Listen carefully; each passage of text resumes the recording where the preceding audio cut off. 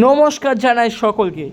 আরও একটা নতুন ভিডিও নিয়ে চলে এলো কলকাতা খেলাঘর আপনাদের সকলের চ্যানেল। তো চলুন আজকের খবরগুলো দেয়া যাক।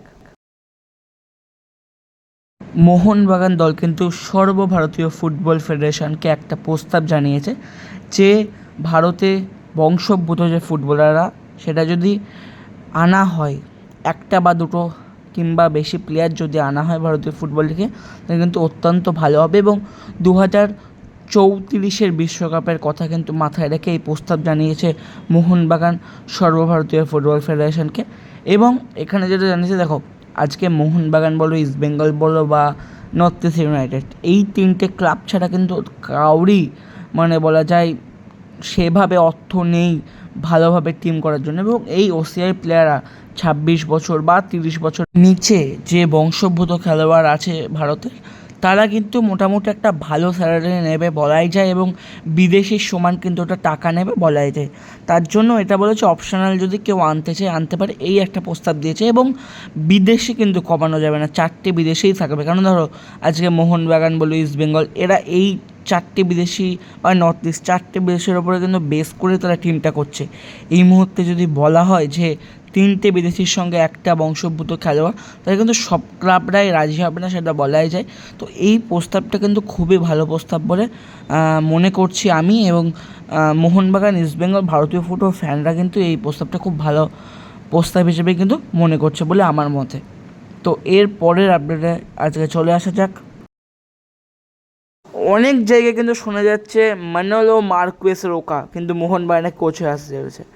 এইসব ভুয়ো নিউজ যারা ছড়াচ্ছে তাদের কোনো কাজ নেই, বা কন্টেন্টের অভাব যাকে বলা হয়। কন্টেন্ট লাগবে, এসব ভুয়ো খবর ছড়িয়ে দিই। তো এইসব করছে। অফিসিয়াল চুক্তি ডান প্যানোসের সঙ্গে। একমাত্র কেন এই সোশ্যাল মিডিয়াতে মোহনবাগান এখনও পোস্ট করছে না, তা নিয়ে এর পরের সেগমেন্টে কিন্তু আমি আলোচনা করব ডিটেলে। তো একটু অপেক্ষা করে যাও। এবং প্যানোস মোহনবাগানের কোচ কনফার্ম। এটা নতুন নাটক তো করতে হবে ফেডারেশনকে। এখনও পর্যন্ত কিন্তু ক্লাব জোড়াদের সঙ্গে যে চুক্তিপত্র হয়েছিল সেখানে কিন্তু এখনও সই করেনি সর্বভারতীয় ফুটবল ফেডারেশন।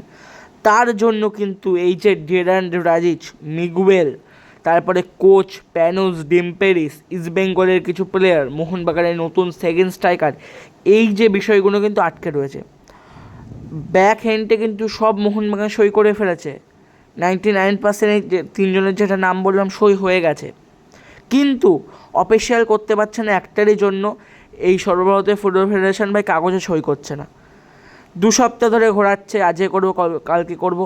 তো কি বলবো, এখন মোহনবাগান ওসিআই নিয়ে কথা বলছে, এদিকে আইএসএলটা হবে কিনা তারই কোনো আপডেট নেই। সই করে না ভাই ফুটবল ফেডারেশন। কী নাটক প্রতি বছর যে লাস্টে এসে করছে। সব রেডি হয়ে গেলো ভাই, সই করে দাও। আজকে ডুরান্ড কাপ অ্যানাউন্স হয়ে গেছে। ডুরান্ড কাপের সঙ্গে সঙ্গে তো তোমাকে আইএসএলটাও শুরু করতে হবে।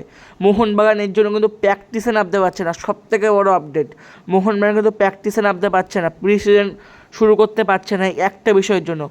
তো মেইন যেটা ভারতের লিগ, সেটা নিয়েই যদি প্রতি বছর এত নাটক হয়, কী করবে মোহনবাগান, ইস্টবেঙ্গল, এরা কী করবে?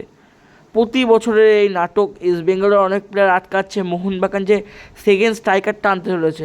আরে ভাই, তুমি বাইরে থেকে প্লেয়ার আনার কথা বলছো, এখনও পর্যন্ত লিগের সাইনিংয়ে হলো না, কি হবে? এই প্রতি বছর নাটক করে কী যে পায় সর্বভারতীয় ফুটবল ফেডারেশন তা আমি জানি না। এবং ঠাকুর করুক, ঠাকুরকে তোমরা সকলে বলো যাতে প্লিজ ফেডারেশন ক্লাবের সঙ্গে চুক্তিপত্রতে সই করে দেয়। আর কত ঘোরাবে, সব রেডি হয়ে ভাই, সইটা করে দিলে তো খেলাটা শুরু হয়। কি বলবো। তো আজকের ভিডিওটা এইটুকুনি রাখছি। আর যারা যারা এই চ্যানেলে নতুন এসছো, প্লিজ সাবস্ক্রাইবটা করো কলকাতা খেলাঘরকে। আমি কিন্তু চেষ্টা করি সবার আগে তোমাদেরকে সত্য আপডেট দেওয়া। তো যাওয়ার আগে সকলকে জানাই জয় মোহনবাগান। দেখা যাক কী হয়, এবং কমেন্টও জানিও ওসিআই প্লেয়ার নিয়ে মোহনবাগানকে ঠিক সিদ্ধান্ত বা ঠিক প্রস্তাব দিচ্ছে সর্বভারতীয় ফুটবল ফেডারেশনকে।